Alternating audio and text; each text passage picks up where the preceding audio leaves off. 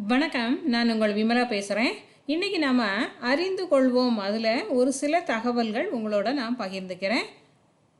ஆண் மயிலுக்கு தோகை உண்டு, ஆண் சிங்கத்துக்குத்தான் பிடரி மயிர் உண்டு.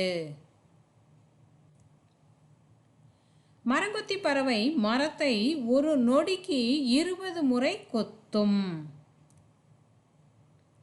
புறா ஓய்வெடுக்காமல் சுமார் 1000 கிலோமீட்டர் வரை பறக்கும் திறன் கொண்டது. நாட்டுப்புற கலைகள் என்பவை நாட்டுப்புற மக்களின் உணர்ச்சி வெளிப்பாடாகும். இந்த உணர்ச்சிகள் பாடலாகவும் ஆடலாகவும் மக்களிடையே வெளிப்படுகின்றன.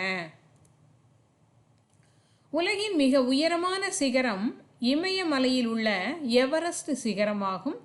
தென்னிந்தியாவின் மிக உயரமான சிகரம் ஆனைமலையில் உள்ள ஆனைமுடி என்ற சிகரம் ஆகும். இப்போ ஒரு சில கொஸ்டின் ஆன்சர்ஸ் மாதிரியா. தேனை அதிக நாட்களுக்கு அதன் சத்துக்களுடன் பாதுகாப்பது சரியா தவறா? சரி.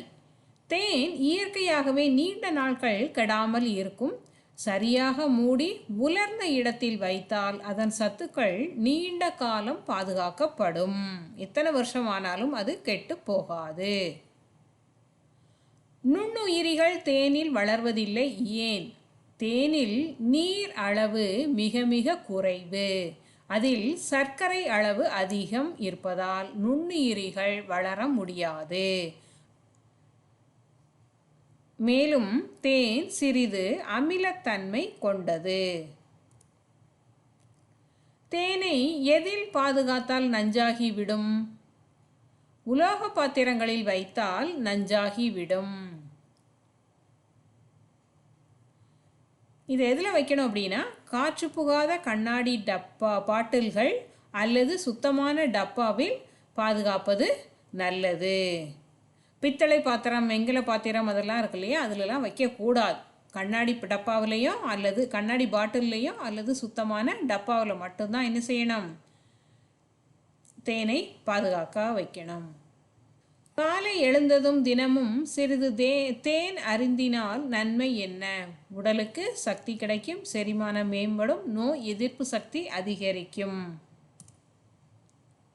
வேறு எந்த பொருட்களும் இல்லாத பைனோசெம்ப்ரின் என்ற பொருள் உண்டு. இதன் பயன் என்ன?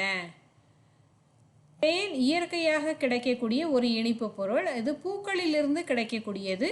உடனடியாக சக்தி தரும். காயங்களுக்கு தடவலாம். இருமலை குறைக்க உதவும். பல பயன்கள் கொண்டதால் தனித்தன்மை வாய்ந்த உணவுப் பொருள் என்று சொல்லலாம். எனக்கு தெரிஞ்ச ஒரு சில தகவல்களை நான் உங்களோட பகிர்ந்துக்கிட்டேன். அடுத்த வீடியோவில் உங்களை சந்திக்கலாம். நன்றி, வணக்கம்.